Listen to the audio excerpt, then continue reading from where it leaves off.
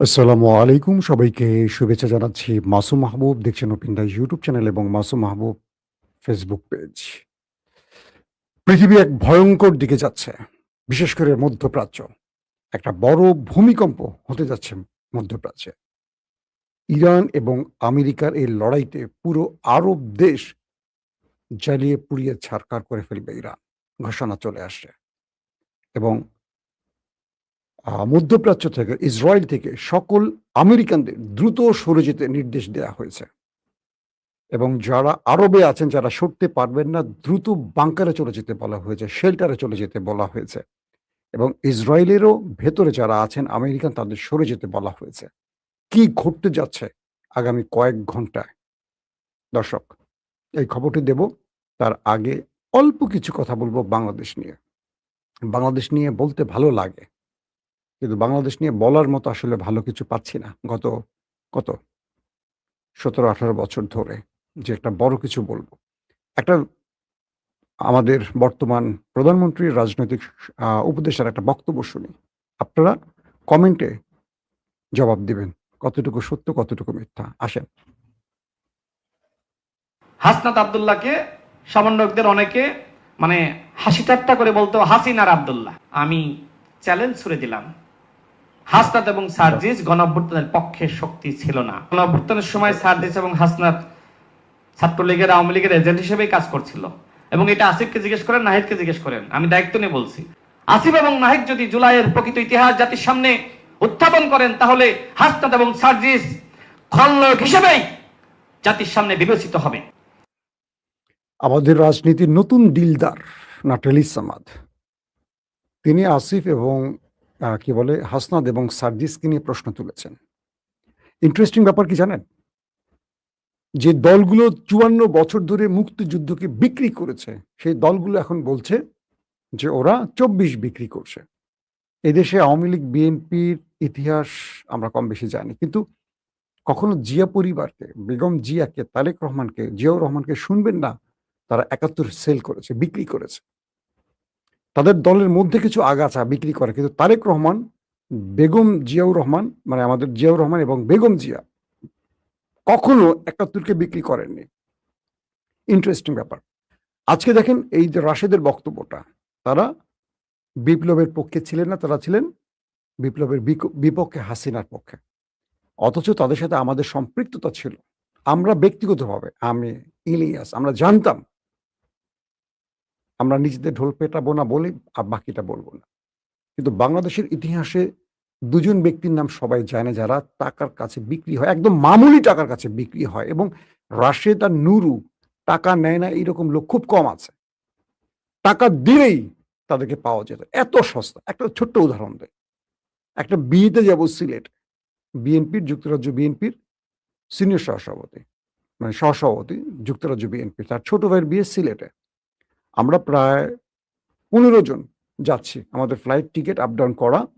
এর মধ্যে পুলিশেরই ছিলেন ৬ জন ডিআইজি, বড়, বড় উকিল, আইনজীবী, বর্তমান বিএনপি পন্থী। আমরা গুলশানের আড়ং-এ গেলাম পাঞ্জাবি কিনবো ১ কালারের। গিয়ে হাজির, সেখানে গিয়ে দেখি নুরু এবং নুরুর স্ত্রী এবং তার বাচ্চা। বাকিটা আর না বললাম। কাউকে ব্যক্তিগতভাবে পচানো আমার দায়িত্ব না। এই কাজগুলি আমি কখনো করি না, আপনারা জানেন। রাশেদ যে বিতর্কটা তুলল, রাশেদ আসলে কি প্রমাণ করতে চাইছে এর মাধ্যমে? রাশেদ কার এজেন্ডা বাস্তবায়ন করতে চাচ্ছে? যারা জুলাইয়ের মূল নায়ক তাদেরকে ভিলেন বানানোর এই চেষ্টা কেন? রাশেদ কি মানে গণ অধিকারের রাশেদ কি ইয়ার পক্ষে ছিল? সে তো সকালে একটা, বিকালে একটা, রাতে একটা। এসব বিকৃত রুচির রাজনীতিবিদরা বাংলাদেশকে কোথায় নিতে চায় আমার একটা প্রশ্ন। বিএনপিকে বলব, এইসব লোকদের বক্তব্য আপনারা অন করবেন না। এটা বিএনপির বক্তব্য হতে পারে না। এটা জিয়াউর রহমানের দলের, তারেক রহমানের দলের বক্তব্য হতে পারে না। এটা আমাদেরকে ধ্বংস করছে এবং বিএনপিকে জাতির কাছে ভিলেন বানাচ্ছে এইসব, মানে কি বলবো, পচা গলা নর্দমার লোকগুলোর বক্তব্যের মাধ্যমে। আমি রাশেদকে ব্যক্তিগতভাবে পছন্দ করতাম, নুরুকেও পছন্দ করতাম। আমার লাইফে কখনো এদের নিয়ে একটা বাজে কথা বলিনি। কিন্তু এই নতুন বিতর্কগুলো আমাদেরকে বিভাজিত করছে। বিভাজিত করার পেছনে কাদের ইন্ধন আছে? কেন এই হিরোদেরকে ভিলেন বানাতে চায়? যারা হিরো তাদেরকে ভিলেন বানাতে চায়। এখন এই যুবকগুলো যদি ৭১ এর ইতিহাস নিয়ে টান মারে, অনেকে ভিলেন হয়ে যাবে, অনেকের কাপড় খুলে যাবে। দর্শক, এখন যে বিষয়টি আমাদের কাছে তৈরি হয়েছে, তো আমরা একটা বিষয়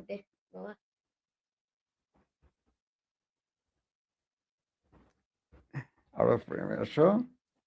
আমার ছেলে আমাকে লাইভের মধ্যে চলে আসতে হ্যাপি বার্থডে দেওয়ার জন্য, আজকে আমার জন্মদিন, তাই হঠাৎ করে সে আমার স্টুডিওতে অনেকক্ষণ দাঁড়িয়ে আছে, আমাকে দেখতে পাচ্ছে না। এই যে এটা হলো আমার ছেলে মুয়াজ্জল সাবিত প্রিয়, ক্লাস 5-এ পড়ে।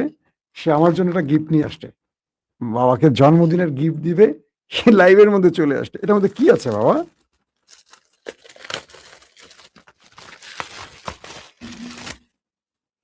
Wow, Apple AirPod, thanks. তুমি জানো কিভাবে এটা আমার লাগবে? অনেক অনেক ধন্যবাদ আমার বাবা। দর্শক, আমার একটাই ছেলে, ক্লাস 5-এ পড়ে। আপনারা যখন দেখেন আমি লাইভ করি, অনেক সময় টেকনিক্যাল সাপোর্টগুলো আমার এই বাচ্চা ছেলেটা আমাকে দিয়ে থাকে, এবং জন্মদিনের উইশ করে গেল আমাকে একটা দুর্দান্ত গিফট দিয়ে। প্রিয় দর্শক, আসেন আপনাদেরকে নিয়ে চলে যাচ্ছে এবার ইরান আমেরিকার সংবাদে। আজকে দিনের যে প্রথম লাইভটি করেছিলাম বিকেল 6টায় বোধ হয়, সেখানে আপনাদের বললাম যে আমেরিকা একটা বড় প্ল্যান করেছে ইরানকে একেবারে মাটির সাথে মিশিয়ে দেওয়ার। তারপর ইরান পাল্টা হুমকি দেওয়ার পর আক্রমণ থেকে কিছুটা সরে আসছে।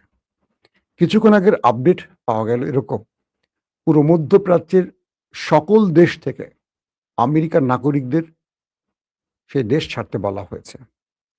যারা আছেন দ্রুত তাদেরকে শেল্টার জোনে চলে যেতে বলা হয়েছে।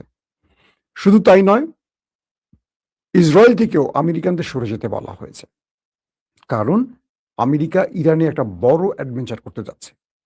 আমেরিকা পুরো ইরানের বিদ্যুৎ জ্বালানি সিস্টেমগুলোকে ধ্বংস করে ফেলতে চাইছে, এবং আমেরিকা দীর্ঘদিন আক্রমণ করে ইরানের কাছে পরাস্ত হওয়ার ফলে তারা একযোগে কয়েকটি ফ্রন্ট থেকে একটা বৃহৎ অ্যাটাকের পরিকল্পনা করছে, এবং এই অ্যাটাকের মাধ্যমে যদি ইরানকে দমাতে না পারে, তাহলে যুদ্ধের গতি ভিন্ন দিকে চলে যাবে। অর্থাৎ পুরো পৃথিবী একটা ভয়ঙ্কর ভূমিকম্প দেখতে যাচ্ছে। অনিশ্চিত আমাদের আগামীর দিনটা। পুরো মধ্যপ্রাচ্যে আমরা হয়তোবা একটা বিশাল আগ্নেয়গিরি দেখতে যাচ্ছি। এটা খুবই ভয়ঙ্কর সিম্পটম। আজকের এই বক্তব্যটি আপনারা মাথায় রাখবেন। আগামী কয়েক ঘন্টার মধ্যে বা কয়েক দিনের মধ্যে পৃথিবী একটা ভিন্ন, কি বলবো, নতুন একটা, শব্দগুলি সোশ্যাল মিডিয়া আসলে বলা খুব ভয়ঙ্কর, কোন কথার জন্য কোন কথা আটকাবে। একটা ভয়ঙ্কর পৃথিবীর দিকে আমরা যাচ্ছি। ট্রাম্প তার নাগরিকদেরকে মধ্যপ্রাচ্য থেকে বের করে ফেলার অর্থ কি বুঝতে পারছেন? অর্থাৎ তিনি ইরানে একটা বড় অ্যাটাকে যাবেন। ইসরায়েল থেকে সরতে বলা হলো কেন? কারণ ইরান ইসরায়েল এবং আমেরিকা সম্মিলিত ইরানে অ্যাটাক করবে, এবং সর্বশক্তি দিয়ে তারা অ্যাটাকটা করবে। ধরেন তাদের যত যুদ্ধ বিমান আছে সবগুলোকে একসাথে ব্যবহার করবে ইরানের প্রত্যেকটা স্ট্রাকচার ধ্বংস করার জন্য, স্থাপনা ধ্বংস করার জন্য। গুরুত্বপূর্ণ বিদ্যুৎ ব্যবস্থা যেন পুরো ইরান অন্ধকার হয়ে যায়, পুরো জ্বালানি সিস্টেম বন্ধ হয়ে যায়, পানি শোধনাগার বন্ধ হয়ে যায়। ইরানের মানুষকে আয়ামে জাহিলিয়াতে ফেরত পাঠাতে চায়, এবং ইরান পাল্টা জবাব দিবে এটা জেনেই আমেরিকা, ইসরায়েল এবং আরব থেকে তাদের জনগণকে সরে যেতে বলছে। কতটা স্বার্থপর চিন্তা করছেন? আরবের যে লক্ষ লক্ষ কোটি কোটি মানুষ আছে তাদেরকে বিপদে ফেলে আমেরিকানদের চলে যেতে বলেছে, আর এই আরবরা এতদিন দুধ কলা দিয়ে এদেরকে পুষছে। কত বেকুব জাতি এই জুব্বা জাতি। এই জুব্বা বাংলাদেশের জুব্বাকে বলছি না, আরবের জুব্বার কথা বলছি। এর চেয়ে বেকুব কেউ হতে পারে? আরব তার পেট্রো ডলার দিয়ে এদেরকে পুষছে। ট্রিলিয়ন ট্রিলিয়ন ডলার গত 1-1.5 বছর আগে এই ট্রাম্পকে কাতার, সৌদি আরব, আরব আমিরাত কয়েক ট্রিলিয়ন ডলার দিয়েছে জানেন? ট্রিলিয়ন ডলার বুঝছেন? Million, billion, trillion. যে মুসলিমরা পুরো পৃথিবীতে অভাব অনটনের দিন পার করছে, পুরো আফ্রিকা যেখানে মুসলিম দেশগুলো আছে পুরো আফ্রিকারই অবস্থা খারাপ। আমাদের দক্ষিণ এশিয়া মুসলমানদের কি করুণ অবস্থা। আর আরবরা তখন এই টাকাগুলো ওদেরকে দিচ্ছে যাতে ওরা আরো অস্ত্র বানাতে পারে, অস্ত্র ব্যবহার করতে পারে এবং আমাদেরকে শেষ করতে পারে। কেন? আরবদের অবৈধ ক্ষমতা টিকিয়ে রাখার জন্য। যেমন আমাদের দেশে যারা ক্ষমতায় বসেন অবৈধ ক্ষমতা টিকিয়ে রাখার জন্য তারা জনগণের বিরুদ্ধে দাঁড়ান, সবসময় দাঁড়ান ওই ক্ষমতাধর শক্তির ডিপ স্টেটের পক্ষে, ওই ক্ষমতার বলয়ের কাছে তারা নিজেকে বিক্রি করে দেন। আর আমরা মারামারি, কাটাকাটি, রড দিয়ে চোখ উপড়ে ফেলে রাজপথে জীবন দিয়ে এদেরকে ক্ষমতায় বসাই।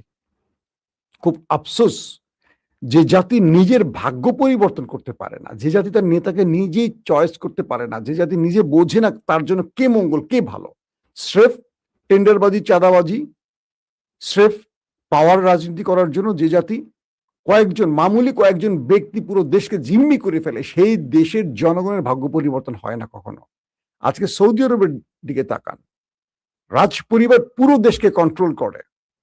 ইরান গত কয়েক মাসে 130 দিন ধরেন বা 150 দিন ধরেন কি পরিমাণ এটাকে আরবে করেছে, কিন্তু একটা মুসলমানকে তারা মারেনি। ধরেন বাংলাদেশের, পাকিস্তানের বা ভারতীয় 2-4 জন মারা গেছে, তারা সেই সব জায়গায় কাজ করত, তাদেরকে অগ্রিম আগে সরে যেতে বলা হয়েছে। আরব বা আমেরিকানরা কি করছে, তারা সরে গেছে, আমাদের দরিদ্র দেশের জনগণকে সরায় না, যে মূল্য ওরা গরিব মরে যাক। আমাদের দেশের মানুষ মারা গেলে আওয়ামী লীগ বিএনপি কিছু যায় আসে? দেখেন লাশটা ঠিক মতো আসে কিনা, কত পথ ঘাট পাড়ি দিয়ে লাশ আসে। আমরা যে কথাটি বলছিলাম, আমরা আমাদের ভাগ্যটাকে নিজেরাই ধ্বংস করি, আর সেজন্য আমরা সারা জীবন পচি। নির্বাচনের আগে 1000 টাকার জন্য 5 বছর আমরা 1 লক্ষ টাকা ওদেরকে, মানে ওরা আমাদের থেকে জুলুম করে নিয়ে যায়, আমাদের ঘাড়ে ঋণের বোঝা চাপিয়ে দিয়ে। এই জাতির ভাগ্য পরিবর্তন হয় না। আরবদের যেহেতু সম্পদ আছে তাদের ভাগ্য পরিবর্তন হইছে, কিন্তু দেখেন আজকে কি হয়েছে, আমেরিকা তার জনগণকে সরে যেতে বলছে, আর আরবদের কি হবে? ইরান হুঁশিয়ারি দিয়েছে যদি ইরানের কোনো ব্রিজে, কোনো বিদ্যুৎ প্ল্যান্টে, কোনো গ্যাস ফিল্ড, কোনো তেল ডিপোতে বা তেলের খনিতে আঘাত করা হয়, আরবের কিচ্ছু রাখবে না।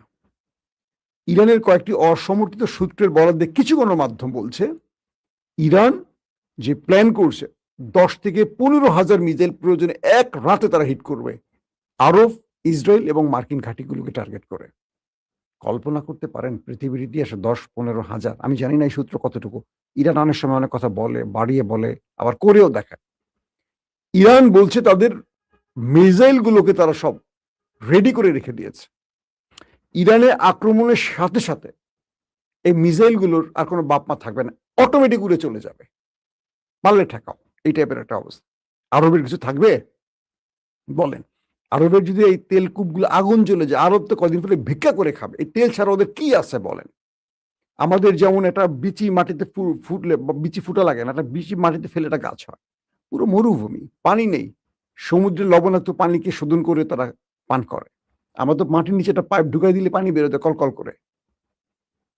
এক তেলের উপরে, গ্যাসের উপরে ওরা টিকে আছে, আর পৃথিবীতে ওরা এখন রাজ করছে অর্থনৈতিকভাবে, কিন্তু মেরুদণ্ডহীন একটা জাতি ওরা।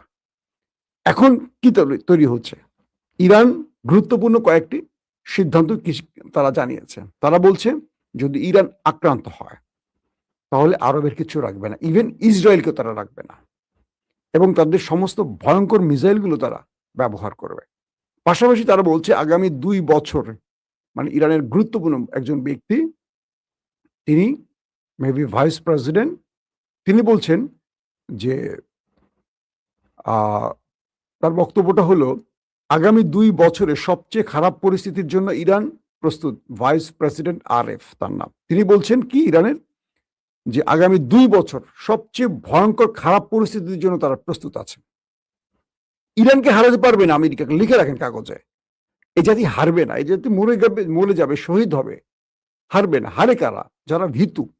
তিনি বলছেন সমস্ত চাপ এবং যুদ্ধ পরিস্থিতি সত্ত্বেও কোন পণ্যের ঘাটতি ছাড়াই দেশটি পরিচালিত হচ্ছে, কোনো পণ্যের ঘাটতি নাই ইরানে।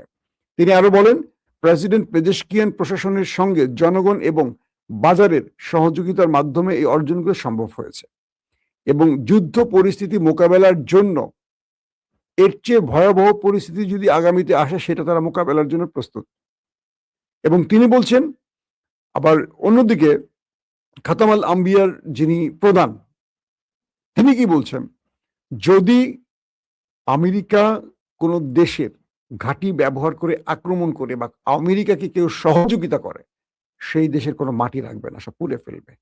মানে ইরানের হুঁশিয়ারিটা সরাসরি। মেজর জেনারেল আলী আব্দুল্লাহিল তিনি বলছেন, যুক্তরাষ্ট্র ক্রমবর্ধমান ভাবে বা গতিতে যেভাবে আঞ্চলিক উত্তেজনা বৃদ্ধি করছে, এ আগুনে শুধু ইরান নয়, পুরো আরব পুড়ে ছারখার হয়ে যাবে এবং আরব মানে আমেরিকাকে যারা সহযোগিতা করবে তাদেরকে অবশিষ্ট রাখবে না ইরান। এখন কোথায় যাচ্ছে পৃথিবী? ইসরায়েল এই আক্রমণে জড়িত হচ্ছে, ইসরায়েলকে পাল্টা জবাব দিবে বলে ইসরায়েল থেকেও আমেরিকা তাদের সেনাদের জনগণকে সরিয়ে ফেলছে। ইরাক থেকে তাদের কার্গো বিমান ভর্তি করে সরঞ্জাম সরিয়ে ফেলা হচ্ছে। আরব আমিরাত থেকে সরিয়ে ফেলা হয়েছে, কাতার থেকে সরিয়ে ফেলা হয়েছে, কুয়েত থেকে সরানো হচ্ছে, জর্দান থেকে সরানো হচ্ছে। ইরানের ধোলাই খেয়ে আমেরিকা এ অঞ্চল ছেড়ে পালাচ্ছে। আর পালানোর আগে ইরানকে শেষ করে দেওয়ার যে পরিকল্পনা নিয়েছে, সেই পরিকল্পনা এখন এগিয়ে চলছে। এখন এই ভয়ঙ্কর যুদ্ধ খেলা থেকে কে বাঁচাবে পৃথিবীকে? এদিকে কুয়েতের সেনাবাহিনী জানিয়েছে তাদের দেশের ভেতরে ইরান বেশ কয়েকটি ড্রোন অ্যাটাক চালিয়েছে এবং তারা সেগুলোকে ইন্টারসেপ্ট করতে পেরেছে। আর ইরানের গণমাধ্যম বলছে কুয়েতের মার্কিন ঘাঁটির বেশ কয়েকটি গুরুত্বপূর্ণ জায়গায় আগুন ধরিয়ে সেগুলো ধ্বংস করে দিয়েছে ইরানের ড্রোন এবং মিসাইল। মানে ইরানের হামলা চলছে, এর মধ্যেও ইরান থেমে নেই। পাশাপাশি আমেরিকা নতুন করে আরবের কয়েকটি জায়গায় যে অস্ত্রগুলো আবার নতুন করে এনেছে ইরানের বিরুদ্ধে অ্যাটাকের জন্য, অর্থাৎ আরবে আমেরিকার মূল পরিকল্পনাটা হলো তাদের কাছে যা অবশিষ্ট আছে তারা একযোগে ব্যবহার করবে। কিন্তু মার্কিন যুক্তরাষ্ট্রের পেন্টাগন থেকে সামরিক জেনারেলরা ট্রাম্পকে বলছেন যে এই সময় আপনি এই সিদ্ধান্তটা দিয়েন না, কারণ আমাদের কাছে সীমিত মিসাইল আছে, আমাদের প্রচুর যুদ্ধ বিমান ধ্বংস হয়েছে এবং ইরান একটা লম্বা সময়ের জন্য প্রস্তুতি নিয়ে আছে। আমরা যদি আক্রমণ করে ইরানকে ধ্বংস করতে না পারি, তাহলে ইরান আমাদেরকে ধ্বংস করে ফেলবে। মানে আমাদের যা আছে মধ্যপ্রাচ্যে সব শেষ করে ফেলবে, আমাদের মিত্রদের শেষ করে ফেলবে এবং সবচেয়ে বড় মারটা খাবে ইসরায়েল। আমরা ইসরায়েলকে রক্ষা করতে পারবো না, আমাদের নেভাল টিম ইসরায়েলকে রক্ষা করতে পারবে না। আমরা কোনোভাবেই ইসরায়েলকে বাঁচাতে পারবো না, কারণ ইরান আক্রান্ত হওয়ার সঙ্গে সঙ্গে আরবে এবং ইসরায়েলে যে ম্যাসিভ অ্যাটাকের প্ল্যান করছে, এ সময় আমেরিকা নিজে পালাবার দিশা খুঁজে পাবে না, এদেরকে বাঁচাবে কি করে? ট্রাম্পকে মার্কিন জেনারেলরা বলছেন, আমেরিকার ওয়াল স্ট্রিট জার্নাল চেক করে দেখেন। তার মানে একটা ভয়ঙ্কর পৃথিবী দেখতে যাচ্ছি আমরা। আগামী কয়েক ঘন্টা অনেক বড় কিছু ঘটতে পারে যদি না কেউ ত্রাতা হয়ে এই যুদ্ধ বন্ধ না করে। আমরা এই যুদ্ধ চাই না, আমরা শান্তি চাই। আবারও বলছি, আমরা শান্তির পক্ষে। কিন্তু ডোনাল্ড ট্রাম্প শেষ সময় এসে তিনি কি অ্যাডভেঞ্চার করবেন আল্লাহ ভালো জানে।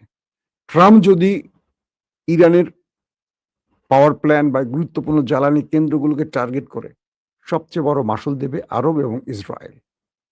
কাগজে লিখে রাখেন, কারণ ইরান ছাড়বে না এবং ইরানকে কোনোভাবে দমাতে পারবে না। ট্রাম্প বুঝে গেছেন পারমাণবিক অ্যাটাক করবেন এবং বলা হচ্ছে যে কিছু কিছু জায়গায় পারমাণবিক ওয়ারহেড ব্যবহারও করেছে পূর্বের যুদ্ধে, 40 দিনের যুদ্ধে। ইরান কাউকে বলেনি। আমেরিকা, ট্রাম্পই বলছেন তারা সীমিত আকারে নিউক্লিয়ার ব্যবহার করেছে ইরানের যুদ্ধে। তার মানে কি ইরান দমে যায়নি, তার মানে ইরান দমে যাবে না। তাহলে ইরানকে দমাবেন কি করে এইভাবে হামলা করে? ইরান যখন একযোগে মিসাইলগুলো মারবেন, আরবের কিছু থাকবে? ইসরায়েল শেষ হয়ে যাক, আপত্তি নেই। আরব তো আমাদের দেশ, মুসলিম দেশ। এই আরবের সম্পদগুলো মুসলমানদের সম্পদ। কোথায় থামবে পৃথিবী? দর্শক, আজকের মতো বিদায় নিচ্ছি। প্রত্যেকে ভালো থাকবেন। আল্লাহ হাফেজ।